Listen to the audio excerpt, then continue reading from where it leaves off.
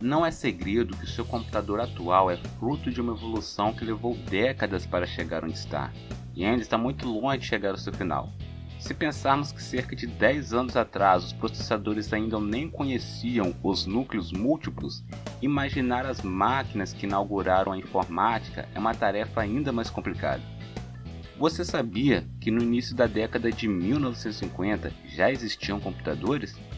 Logicamente, eles não se pareciam nem um pouco com o que temos hoje, mas já realizavam alguns cálculos complexos em pouquíssimo tempo.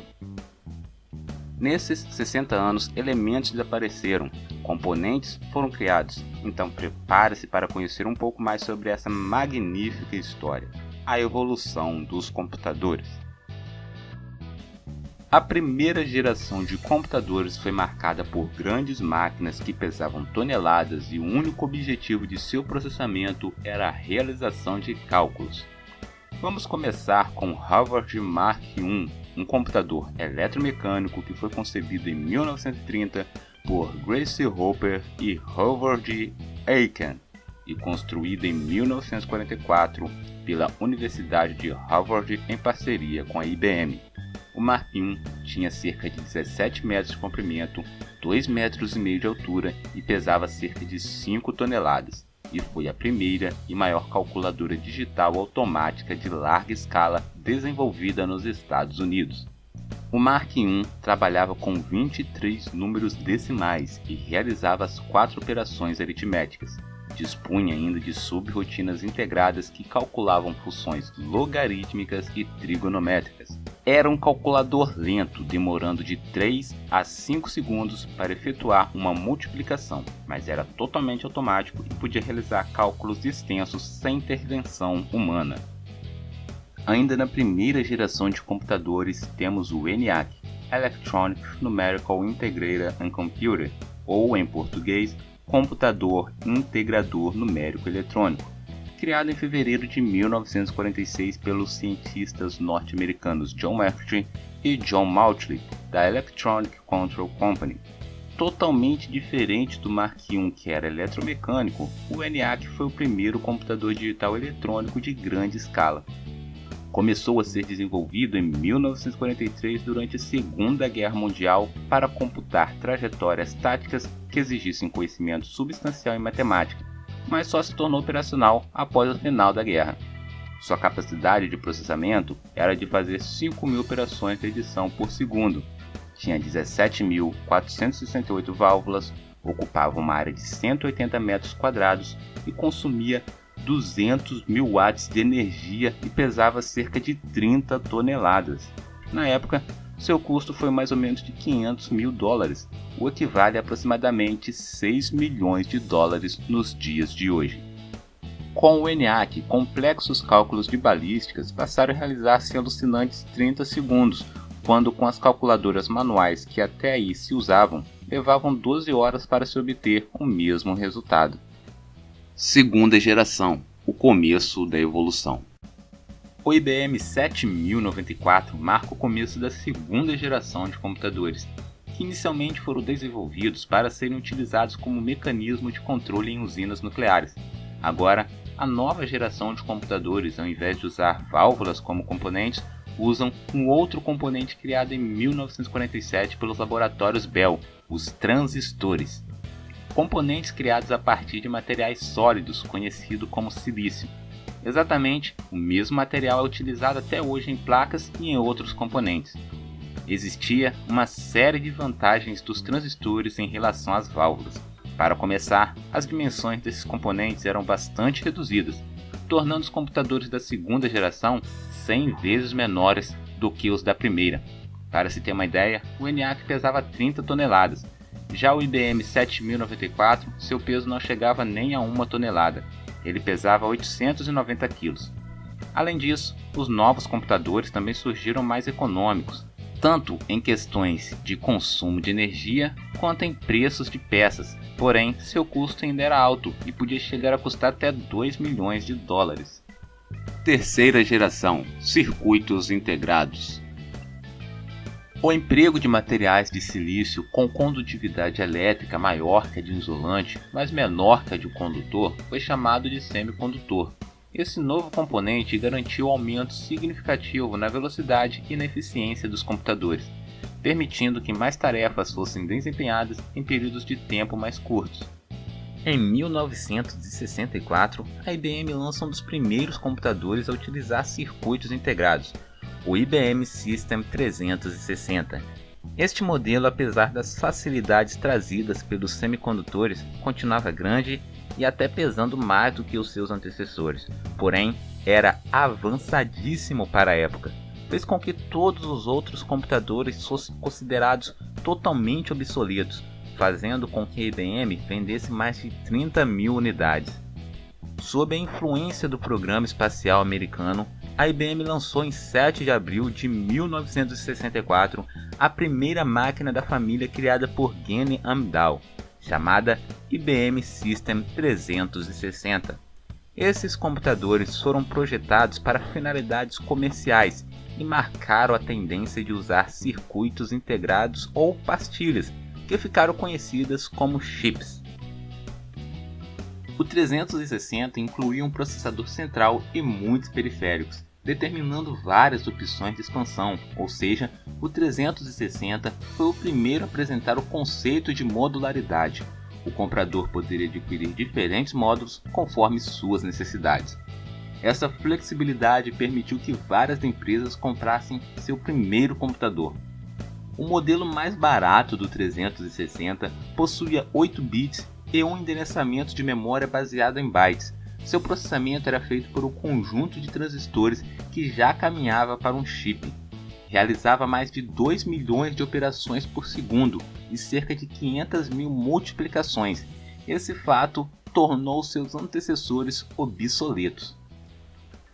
Com a terceira geração de computadores, surgiram os teclados para digitação de comandos. Monitores também permitiam a visualização de sistemas operacionais ainda muito primitivos, completamente distantes dos sistemas gráficos que conhecemos e utilizamos no dia de hoje.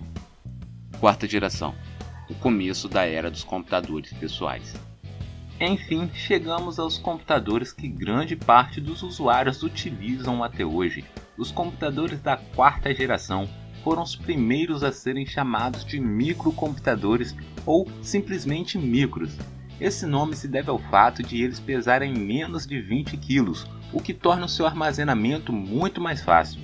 Os componentes que possibilitaram tamanha redução foram os microprocessadores. Os pequenos chips de controle e processamento tornou a informática muito mais acessível, além de oferecer uma enorme gama de novas opções para os usuários.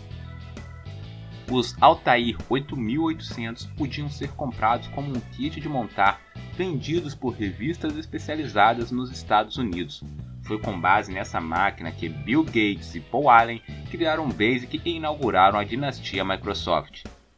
Na mesma época, os dois Steves, Jobs e Wozniak, criaram a Apple para se dedicar a projetos de computação pessoal facilitados para usuários leigos, pois até então não era qualquer pessoa que sabia usar um computador, já que tudo era feito a partir de comandos.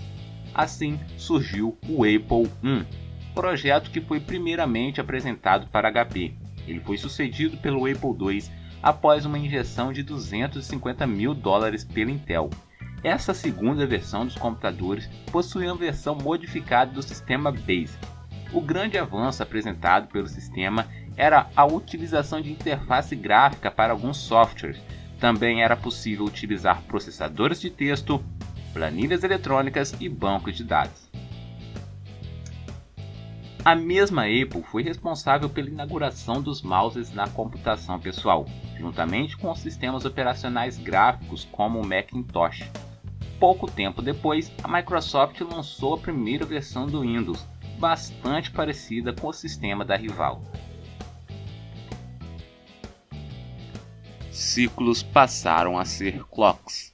Até a terceira geração dos computadores, o tempo de resposta das máquinas era medido em ciclos, ou seja, media-se um número de ações em curtos períodos de tempo para que fosse possível saber qual fração de segundo era utilizada para elas. Com os microprocessadores, já não era viável medir as capacidades dessa forma. Por isso, surgiram as medidas por clocks. Esta definição calcula o número de ciclos de processamento que podem ser realizados em apenas um segundo. Por exemplo, 1 MHz significa que em apenas um segundo é possível que o chip realize 1 milhão de ciclos. Quinta geração, múltiplos núcleos. Ainda estamos em transição de uma fase em que os processadores tentavam alcançar clocks cada vez mais altos para uma fase em que o que importa mesmo é como esses clocks podem ser melhor aproveitados. Deixou de ser necessário atingir velocidades de processamento superiores aos 2 GHz, mas passou a ser obrigatório que cada chip possua mais de um núcleo com essas frequências. Começou a chegar ao mercado os processadores que simulavam a existência de 2 núcleos de processamento. Depois chegou os que realmente apresentavam 2 deles. Hoje, há processadores com 4 núcleos e outros utilizados por servidores que já oferecem 8. Com tanta potência executando tarefas simultâneas, surgiu uma nova necessidade, pois quanto mais tarefas são executadas por um computador, mais energia é consumida. Para combater este problema, as empresas fabricantes de chips passaram a pesquisar formas de reduzir o consumo sem diminuir as capacidades de seus componentes. Foi então que nasceu o conceito de processamento verde.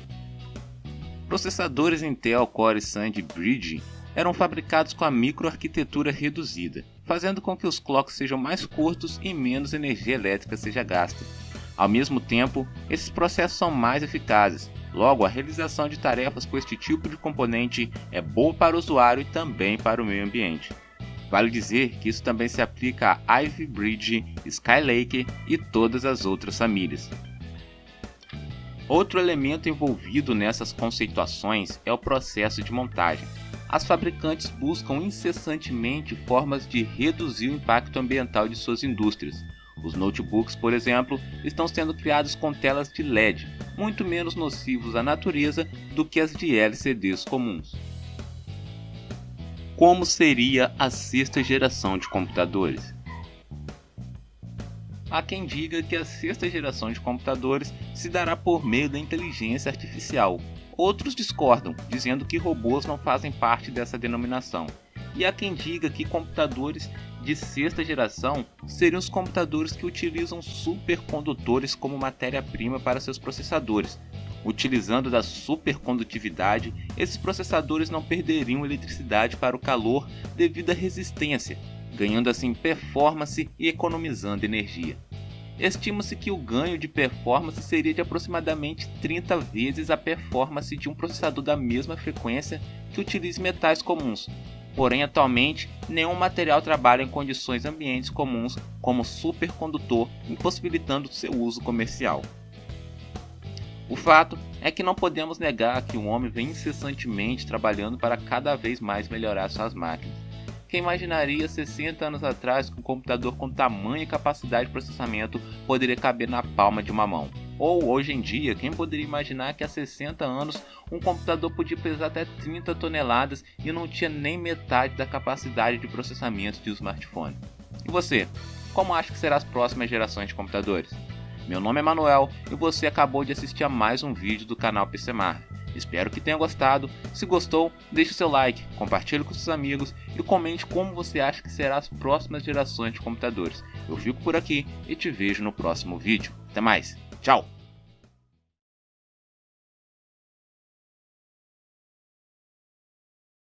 Bem, pessoal, na aula de hoje nós vamos fazer um estudo mais aprofundado sobre os elementos da computação, ou seja, sobre as partes do computador.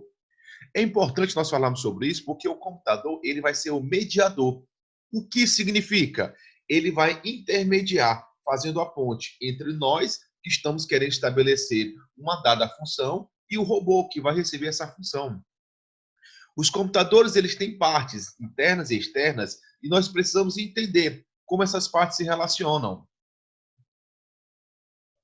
Então, conhecendo como computador. Vou aqui dar um zoom. Vamos lá.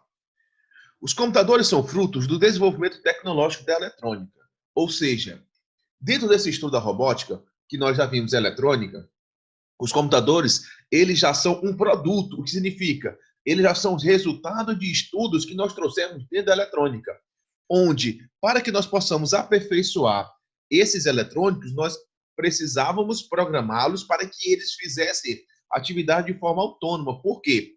Programação, ela significa programar uma ação. E para poder programar uma ação, nós precisamos justamente fazer com que esses dispositivos eletrônicos se tornem cada vez mais versáteis. O que isso quer dizer? Dinâmicos. O próprio computador é o resultado dessa evolução. Aqui, ó. Dentro do computador, é da mesma forma, ou seja, tudo está alinhado para que o funcionamento seja garantido. Ele possui diversas formas e tipos sendo os mais populares, o notebook e o PC. Este último deu origem aos modelos conhecidos hoje. PCs são aqueles computadores de mesa. Claro que com a evolução da tecnologia, elas modernizaram-se e hoje possuem muito mais formas, além de telas sensíveis ao toque, peças mais potentes para executar alguns tipos específicos de trabalho, ou até mesmo para caber na palma da mão. Isso é fascinante, não é?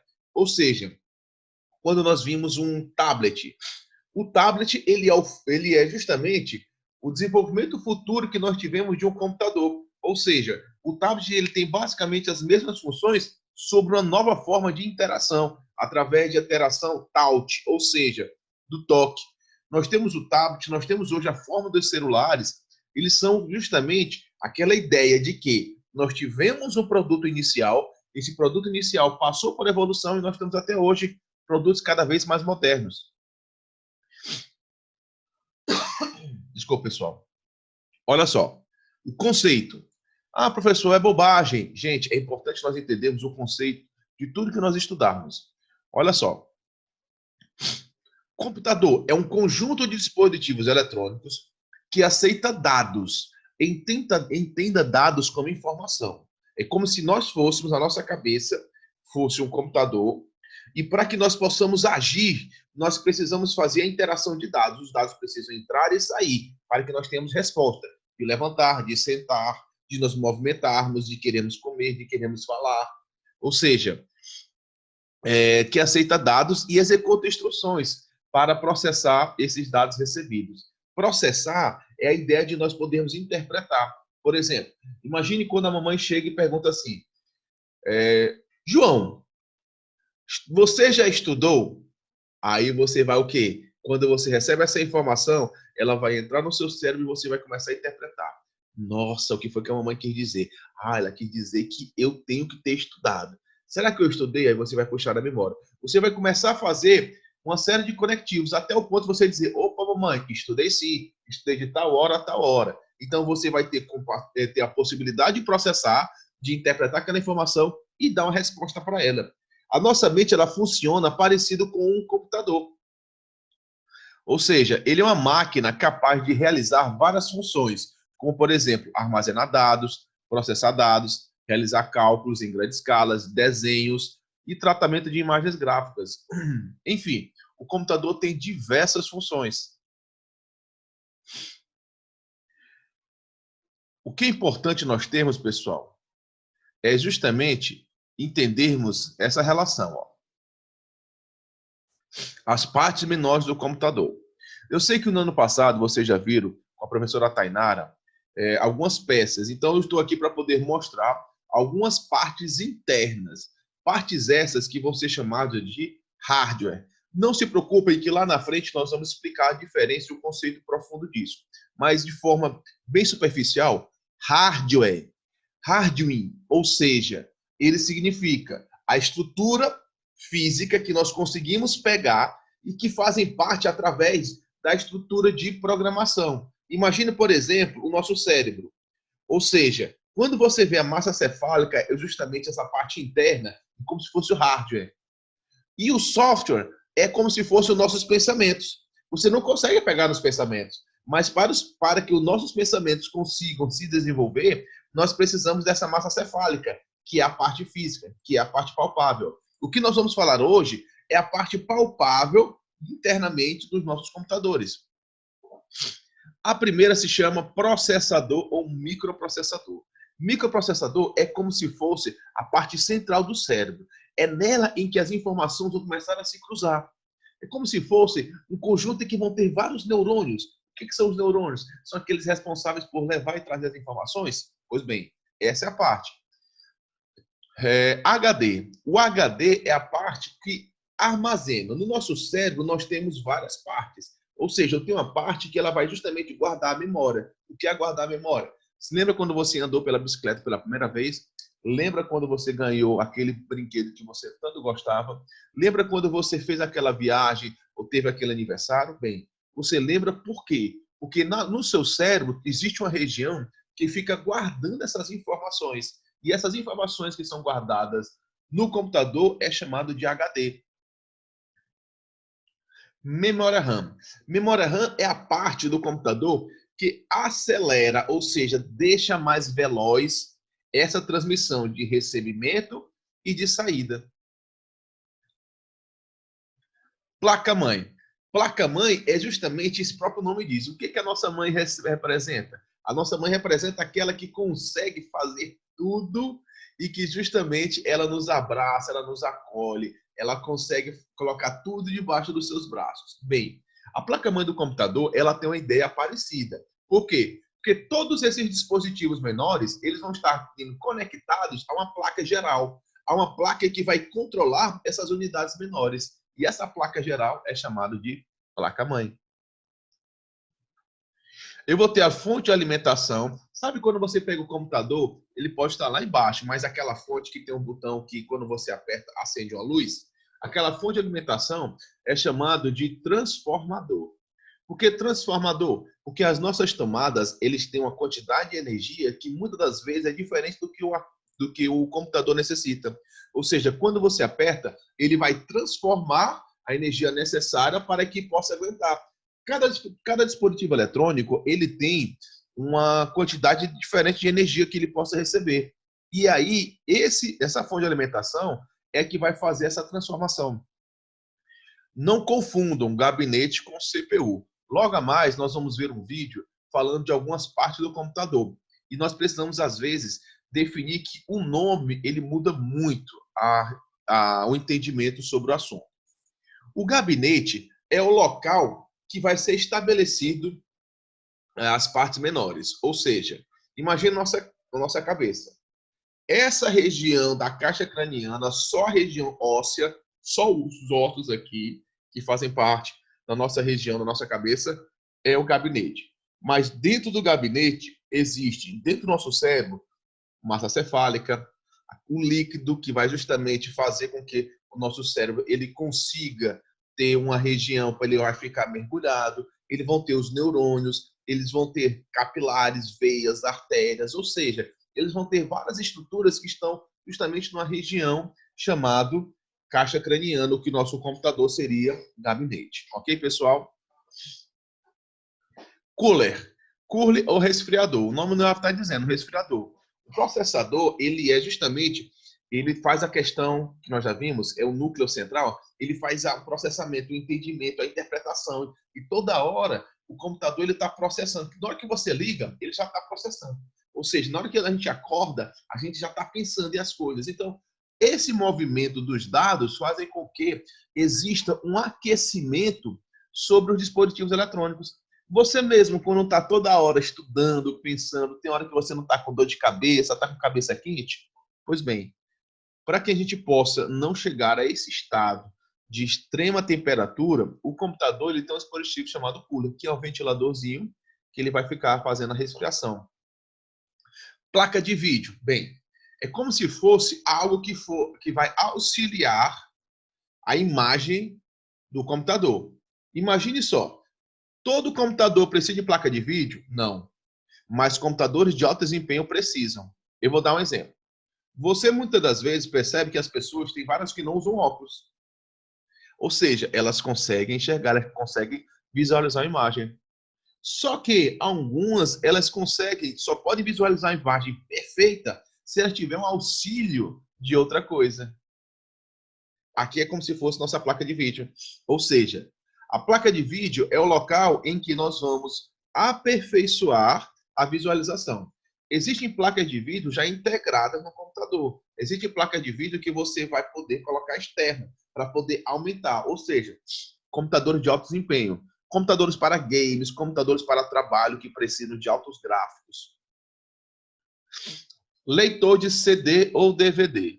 O leitor, ele faz aquela ideia. Leitura é justamente a análise. Ou seja, é você analisar uma dada informação.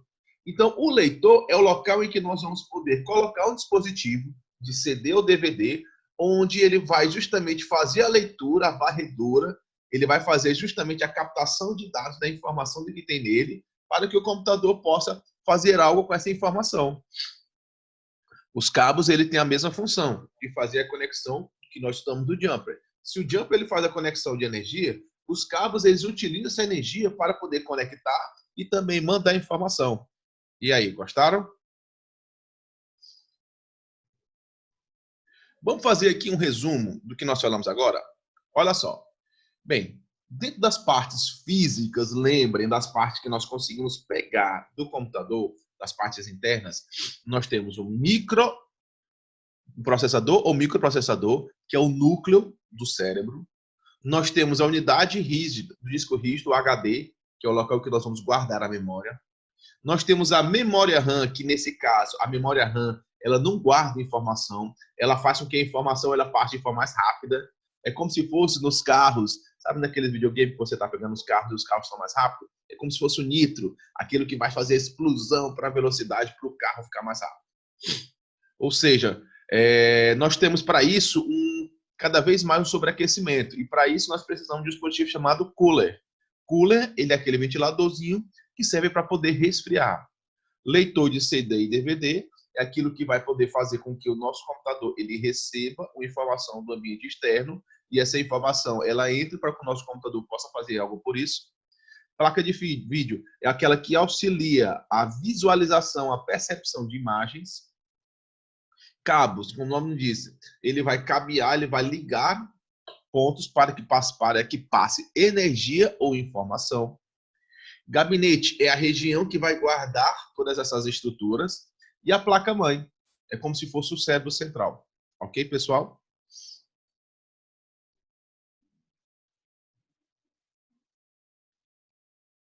Bem, veio uma curiosidade. Vocês sabiam que os primeiros computadores, aqueles realmente que tinham uma funcionalidade maior, eles foram construídos no período de guerra e eles tinham a única função de fazer cálculos? Bem, hoje nós vimos os computadores que cabem numa mesa, que muitas vezes cabem numa mão e até mesmo somente no dedo. Mas essa não era a realidade antigamente, pessoal. Antigamente os computadores eles tinham outras dimensões e funções mais limitadas, mas ainda assim eram computadores. Vamos aqui fazer um breve apanhado e depois assistir um vídeo bem legal. Olha só.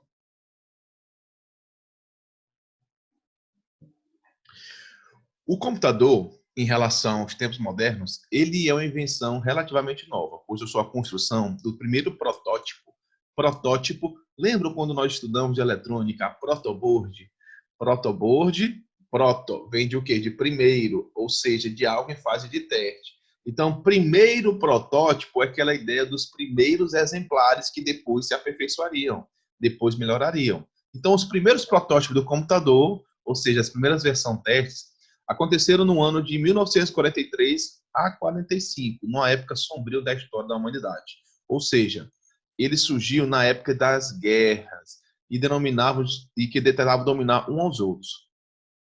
Então, o que acontece? Entre os vários países que estavam divididos entre eixos, que eram Itália, Japão, Alemanha, Estados Unidos do outro lado, França e Reino Unido, União Soviética, isso na Primeira Guerra Mundial, nós tínhamos justamente esse conflito. E os países eles queriam algo que pudesse facilitar a logística de como fazer as estratégias, de como tomar algumas decisões.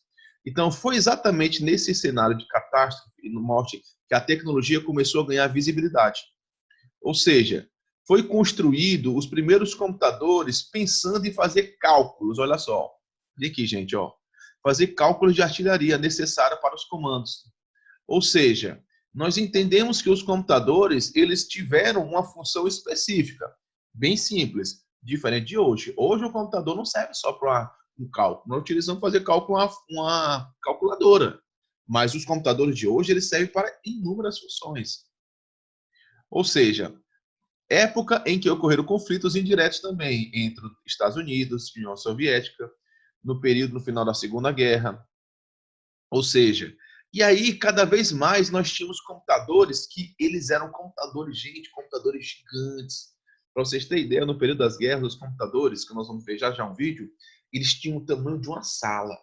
Ou seja, imagine a nossa sala de aula, imagine 2 vezes a nossa sala de aula, um único computador de parede a parede, de teto, de piso a teto.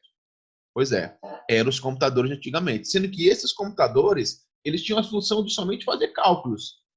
E mesmo assim eles eram computadores, e isso era uma grande evolução. Só que hoje não. Hoje, como nós vimos, o computador ele cabe na palma da nossa mão. Você está na frente, provavelmente, de uma evolução de um computador, seja pelo celular ou tablet, ou até mesmo pelo desktop, computador PC.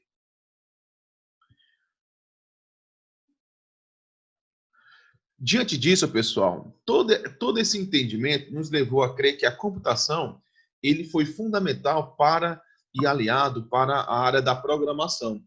Por quê? Porque dentro da eletrônica, a eletrônica é o controle da energia. Bem, mas para que esse controle se torne cada vez mais autônomo, ou seja, digamos, eu vou controlar a energia do ventilador. Então, basta eu ter um botão e girar. Velocidade 1, 2, 3.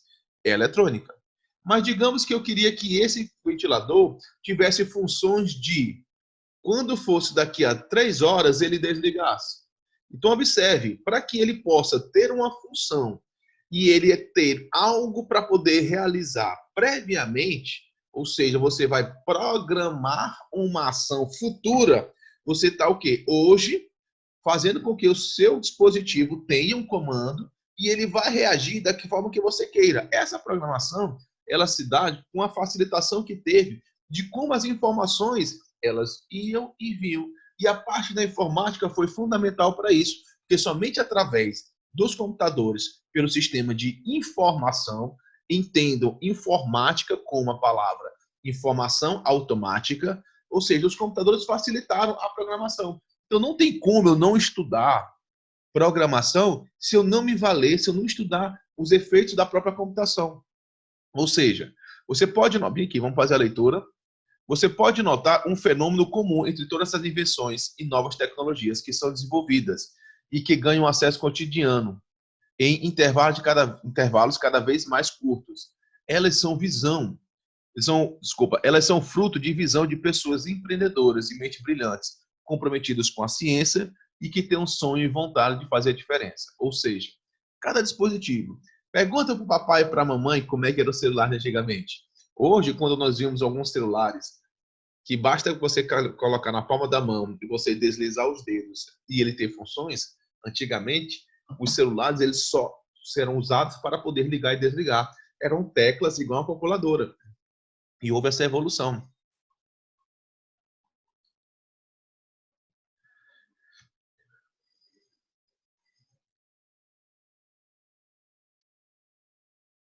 Bem, pessoal, vamos agora apresentar o nosso dispositivo para poder controlar e programar. Computador. Computador do tipo desktop ou de mesa. Nós precisamos entender que os computadores ele têm partes menores. Nós vamos estudar a função de cada uma dessas partes. Os computadores foram desenvolvidos para que nós pudéssemos fazer uso através de uma interface fácil, ou seja, para que nós pudéssemos utilizar uma linguagem. Nós vamos falar do primeiro periférico que se chama o teclado. O teclado ele tem a função para que nós possamos enviar alguns comandos e através desse comando o computador possa entender. O teclado ele tem diversas utilidades. O que nós precisamos entender é que independente que nós façamos, nada vai acontecer com o computador. Não se preocupem, ele não vai explodir. Bem, além do teclado, nós temos outros periféricos que significam outros utensílios e partes. O primeiro deles é o monitor. O monitor ele serve justamente para poder reproduzir a imagem que nós estamos estabelecendo de determinada função. Então, é como se fosse a televisão do computador. Quando nós tivéssemos uma data função para poder entrar no programa, visualizar algo, é nele que vai ser reproduzido. E nós temos aquilo que nós chamamos de mouse. Não se preocupem, não é um rato. O mouse ele foi criado justamente para poder facilitar o uso. E ele foi chamado por esse nome justamente por ter as semelhanças com o animal. Ele tem a função de poder, através de uma seta, fazer o manuseio e chegar mais fácil até os documentos. Ou seja, ainda que o teclado ele nos facilite para poder enviar os códigos, o acesso até algumas informações fica bem melhor pelo mouse. CPU. CPU ele é uma unidade onde vai estar justamente estabelecido todos os hardwares para o uso. O que são os hardwares? Hardwares são as partes físicas que estabelecem a lógica do computador. Entendam, a lógica do computador é onde vai ser processada toda a informação, como se fosse o cérebro. Então entendam o CPU como a região da caixa craniana, que dentro da caixa craniana vão ter as partes menores. Por exemplo, nós vamos ter a unidade do disco rígido, onde nós vamos poder acessar multimídia, quando nós podemos colocar, apertando o botão, entrando ou saindo um CD, DVD, um leitor. A parte interna, ok. Nós temos diversos outros periféricos, assim como podemos utilizar a impressora, webcam e vários outros.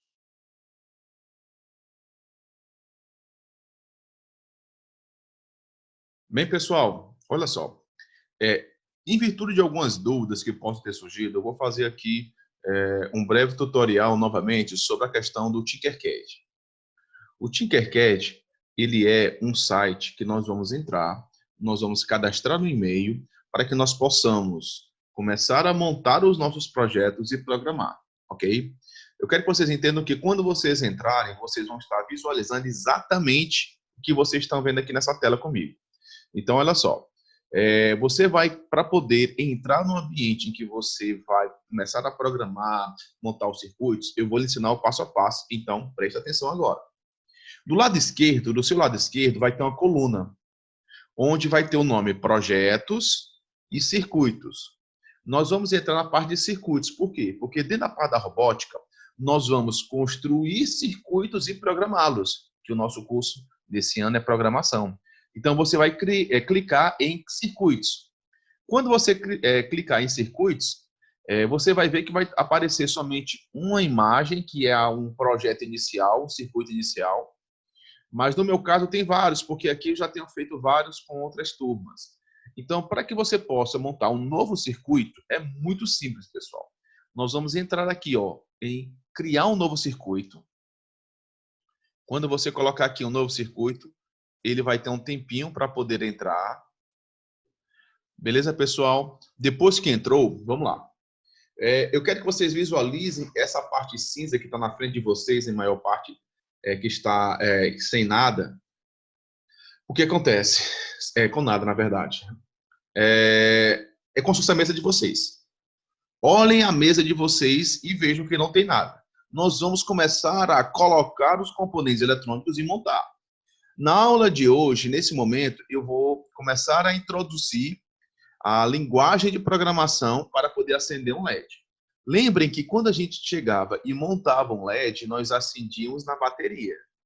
Agora nós vamos começar a programar, ou seja, nós vamos fazer com que esse LED acenda e apague de forma automática.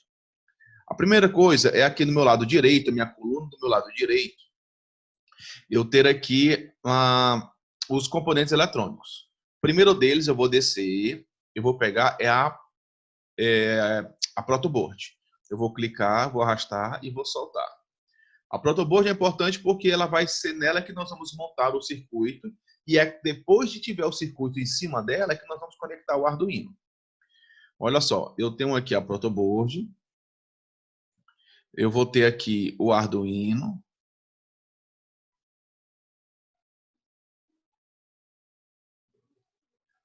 vamos lá, vou arrastar agora aqui o Arduino.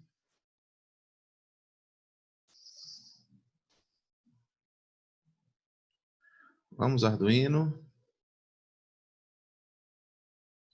Pronto, prontinho. Vamos agora pegar o nosso LED.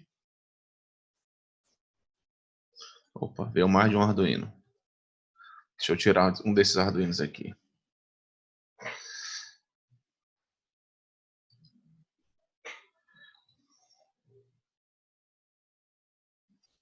Pegar o nosso LED, soltei. O nosso resistor, ok. Professor, não vai precisar de bateria? Bem, quem vai alimentar a energia vai ser pelo Arduino. Então, nesse caso, nós não vamos precisar diretamente da energia da bateria. Então, olha só, eu vou aproximar aqui. Aquilo que nós já sabemos, gente. O LED, ele tem duas pernas, um positivo e a outra negativo. O LED comum que nós pegamos, ele tem a perna maior, que vai determinar quem é o positivo, a perna menor que é o negativo. Nesse caso, a perna inclinada, ela vai ser o positivo. A perna retinha vai ser o negativo. Eu vou clicar e segurar em cima dele, eu vou arrastar e eu vou soltar. Pá. Lembre que na protoboard, pessoal, olha só, lembre que na protoboard eu tenho o caminho da energia. Eu não posso colocar de qualquer jeito e imaginar que o LED vai estar conectado. Se eu colocar o mouse, ó, vou pegar o mouse e vou só pegar a setinha e vou parar em cima dessas entradas. Eu quero que vocês observem que vão ser formados umas bolinhas verdes para poder indicar aonde a energia vai percorrer se nós colocarmos energia na protoboard. Olha só. Se eu colocar aqui, ó, o mouse aqui em cima, ó, observe, somente essa linha vai ter energia. Vocês estão entendendo? Essas bolinhas verdes, elas representam a indicação, a posição em que a energia estará quando você colocar energia. Nesse caso, eu não coloquei, porque eu só coloquei a setinha. Não tem jumper, não tem bateria, não tem nada. Assim como se eu colocar aqui na parte de dentro. Ó. E aquilo que nós já estudamos, pessoal. Nós já estudamos que a protoboard ela tem um caminho de energia, ou seja, nas regiões externas, a energia ela percorre esse sentido, mas na região interna ela percorre assim. Olha só, se você tiver do papai e da mamãe, ele vai poder te ajudar. Se você tiver essa região aqui, ó, entre esses dois tracinhos, ó, o mais e o menos, ele é a região externa, ó, tanto para cima quanto para baixo, ó, aqui e aqui. Então, nas regiões externas, a energia ela percorre esse caminho, ó, certo? Ou seja, vou colocar um mouse assim, ó. Observe, tá vendo essa linha verde? Então, nessa linha verde, a, a energia ela vai percorrer só nessa linha, se eu puser. Se eu quiser que eu tenha energia em outro ponto, eu vou ter que pegar algum jumper dessa linha e mandar para outro ponto, para que tenham duas linhas de energia. Assim como se eu colocar na região interna. Só na região interna, as linhas elas percorrem em um outro sentido. Vamos ver quais são as linhas que nós temos do nosso LED. Ó. Eu tenho essa daqui, é a linha do positivo, que é a perna inclinada, e eu tenho essa daqui, que é a linha do negativo, que é a perna retinha. Só que o nosso LED, ele precisa de um resistor. Lembrem, resistor vem do nome de resistir, de impedir, de segurar. Ou seja, o resistor ele vai segurar a energia. Eu vou pegar aqui, eu vou girar, ó, pá, pá, pá. Aqui, ó, no canto esquerdo, ó. Quando eu clico, o meu objeto começa a rotacionar, ele começa a girar. Eu girei. Eu vou pegar. Veja que aqui é uma extremidade, terminal 1, e aqui é outra extremidade, terminal 2. Eu vou pegar o terminal 1 e vou colocar na linha do positivo. Eu vou pegar o terminal 2 e vou colocar numa linha diferente. Olha só. Vou arrastar, vou arrastar. Perfeito, ó. Nesse terminal, ele está conectado na linha do positivo, e nesse outro terminal, ele está conectado numa linha diferente. Se nós tivéssemos uma bateria, olha só, eu vou pegar aqui só para efeito de demonstração. Está aqui a nossa bateria. Olha só, o jumper vermelho é o positivo e o preto é o negativo. Ó. O que aconteceria se fosse para eu poder acender pela bateria? Eu teria que pegar o jumper positivo ó, e colocar na mesma linha do resistor. Olha aqui, ó. Imagina o trajeto, o caminho da energia. Ó. Circuito eletrônico. Lembre-se muito bem que nós falamos. Circuito vem de trajeto. Ou seja, do trajeto que a eletricidade vai passar.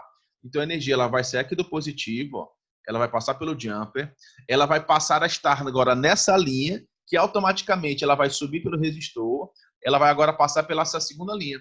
Só que a energia ela tem que fazer um ciclo de ida e volta. Ou seja, ela tem que voltar aqui para o negativo. Então, eu pego agora um jumper negativo e coloco nessa outra linha. Eu vou até colocar agora outra cor. Vou colocar aqui vermelho.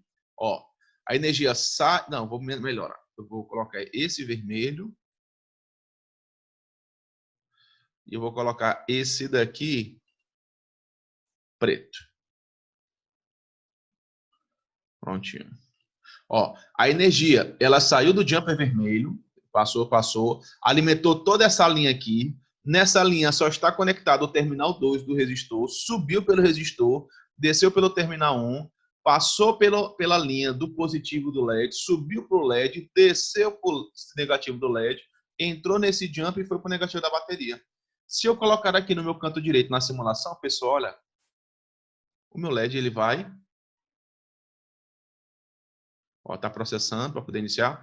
Nosso LED vai ligar, ok? Só que isso é eletrônica. E nós vamos agora montar a parte da programação. Ou seja, ao invés de ficar só pela bateria, nós vamos colocar agora pelo Arduino. Eu vou parar a simulação, eu vou tirar essa bateria e vou puxar aqui meu Arduino. Ó. Eu vou aproximar. Nós já começamos a falar na aula anterior sobre as partes do Arduino. Do mesmo jeito que na bateria eu tenho o positivo e o negativo, no Arduino eu também tenho o positivo e o positivo e o negativo. O negativo do Arduino, ele é chamado de GND. Ó. Eu tenho aqui, ó, essas entradazinhas, elas são chamadas de portas. Nós já falamos sobre isso. O que são portas? Portas são locais de entrada ou saída. Só que nesse caso é energia. Se fosse na nossa casa, seriam pessoas. Então, cada uma dessas daqui são chamadas de portas. Então, eu vou ter que ter a porta positiva e a porta negativa. Então, quem é a porta negativa? A porta negativa é o GND. O GND é chamado dessa forma porque é a sigla. Desculpa. A sigla de ground. Ground, terra. Ou seja, o negativo é a função de descarga. Então, eu vou pegar o negativo do LED e vou colocar com o negativo do Arduino. Professor, e quem é o positivo do Arduino? O positivo do Arduino são vários, só que nós vamos estudar esse positivo digital aqui, pessoal. Olha, o positivo digital é aquele em que vai enviar o comando, é a partir dele que vai ser enviada energia para o LED ligar. Ou seja, é ele que vai dizer LED liga, LED desliga, LED liga, LED desliga. É no positivo que vai ser a energia. O negativo, o GND, é o que recebe o retorno dessa energia. Então, olha só, eu vou pegar aqui a porta número 2. Professor, eu posso pegar qualquer uma dessas portas? Só não a 0 e a 1. Dentro dessas portas digitais, que são positivas, você pode pegar a 2, 3, 4, 5, 6, 7, até a 13 como positivo. A 0 e 1, não. Eu vou explicar lá na frente melhor para vocês por que a 0 e 1 não. Porque a 0 e 1, ela é para um sensor específico, Bluetooth, que é justamente a condição de ida e retorno. Mas assim, entre a 2 e a 13, você pode escolher qualquer um. Eu escolhi aqui a 2, eu podia ter escolhido aqui a 3. Eu coloquei a 2 aqui só para poder melhorar a visualização. Olha só, montei o meu circuito. Agora eu vou iniciar a simulação, vou ligar. Será que o LED vai ligar? Não, não ligou. Você vai observar ó, aqui no canto esquerdo, ó, esse cabo ele se aproximou, ó, eu vou até voltar. Esse raiozinho quer dizer que está passando energia. Esse warm, que o nosso Arduino está ligado, e aqui ele vai estar piscando. Ou seja, o Arduino ele tem energia, só que não está ligado o LED. Por quê? Porque o LED ele não foi programado. Então, como é que nós fazemos para poder fazer a programação? Eu vou parar bem aqui e vou agora fazer o nosso código. Olha só, nessa aula eu vou mostrar para vocês aonde fica o bloco de código, ok? Aí eu vou fazer o seguinte, eu vou passar para vocês, eu vou mandar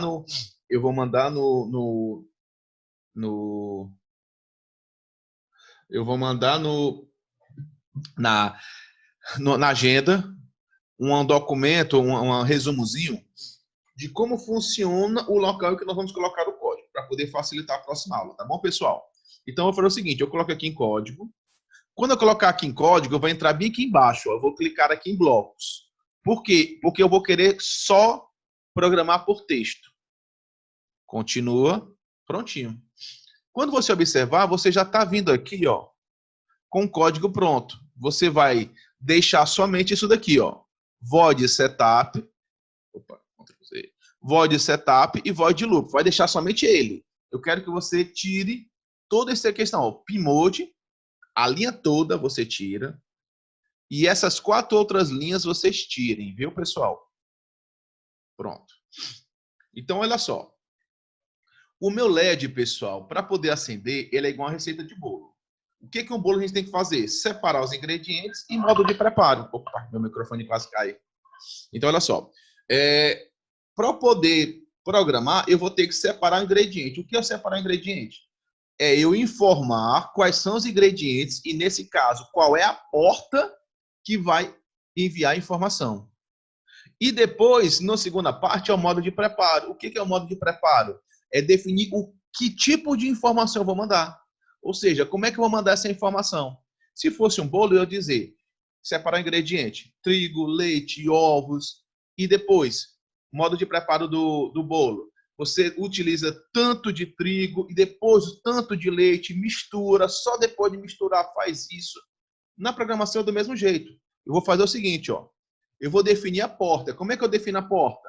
Eu vou descrever o seguinte comando. PIN, opa, minúsculo, ó, PIN, e somente o M maiúsculo, mode. O que significa PIN mode? PIN vem de pino, ou seja, qual é o número da porta que nós estamos utilizando? Então, PIN, esse é o pino 2, pino 3, 4, 5, 6, até o 13. Então, PIN mode, aí eu abro parêntese e coloco. Qual é o pino que tem aí? É o 2. E vírgula. E o que seria o mode? O mode significa qual é o caminho da energia. Se é do LED para o Arduino ou se é do Arduino para o LED. Nesse caso, eu pergunto a vocês, qual seria o caminho? É do Arduino para o LED ou do LED para o Arduino? Pensa comigo, pessoal. Pensa comigo. Ah, professor, como é que eu vou saber? É simples. Quem é que comanda quem? É o LED que comanda o Arduino ou o Arduino que comanda o LED? Se já é o LED, se é o Arduino que comanda o LED, a informação sai do Arduino. Então, sair em inglês é out, out. Ou seja, a energia está saindo. Output. Olha só como é que é simples, pessoal.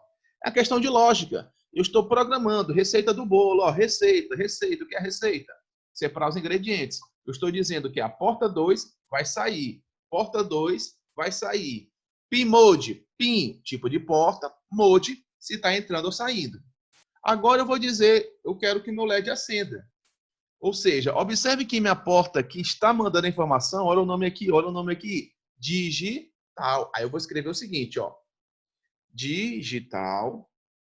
Somente agora o W maiúsculo, right. Observe que digital é tudo minúsculo, com exceção do W.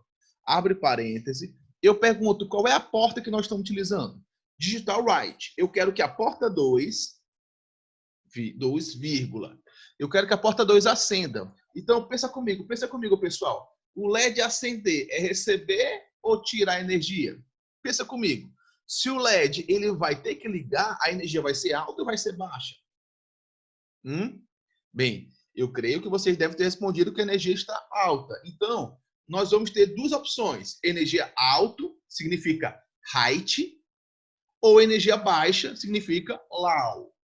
De novo. Se eu quero que o meu LED ligue, é height, eu dou a função height, ou seja, energia alta. Ou se eu quero que o meu LED desligue, low, ou seja, baixo. Height, low. Height, low. Ok, pessoal? Olha só, eu quero que meu LED ligue, ó, tudo maiúsculo. Height, opa, com H, parêntese, ponto, vírgula. Eu só escrevi duas linhas, pessoal. Olha só, eu só escrevi essa e essa daqui, ó. Eu disse o quê? Na minha primeira parte, ó. Primeira parte. Separei os ingredientes, porta 2 e sai, e modo de preparo. Eu estou dizendo que na porta 2 ele vai ligar. Aí agora eu vou iniciar minha simulação, ó. E voilá. Ligou o nosso LED. Vocês entenderam, pessoal? Então eu quero que vocês façam o seguinte. Na aula de hoje, eu quero que vocês, quando tiverem acabado, vocês entrem no Tinkercad, vocês montem, assistam esse vídeo, montem bem devagarinho, montem com uma bateria para que vocês possam se familiarizar, arrastar o LED, arrastar o resistor, puxar o jumper, entendeu? E aí depois que vocês vão montar com o Arduino. Aí vocês entram naquele código que tem aqui, ó, vocês entram no código, colocam só no texto, aí vocês tiram todas aquelas informações, deixam só Vocês apagam a linha do Pmode e a linha do digital, entendeu? Aquelas linhas vocês apagam. O que ficou? Ó, eu vou até deletar aqui o código que foi de acender ou apagar para vocês verem o que vocês têm que ter. Ó. Olha só. Eu vou apagar aqui. Opa, tem que parar a simulação. Ó, eu vou parar aqui. Apaguei. Olha só. Eu tenho void setup, abre a chave, fecha a chave. Void loop, abre a chave, fecha a chave. Quando vocês tiverem que escrever o código, pessoal, basta vocês apagarem e deixarem dessa forma. Não se esqueçam. Quando vocês forem escrever, vocês vão escrever o Pmode aqui e o Digital Write aqui. Entenderam, pessoal? E aí, gostaram da aula de hoje? Pessoal, vamos praticar.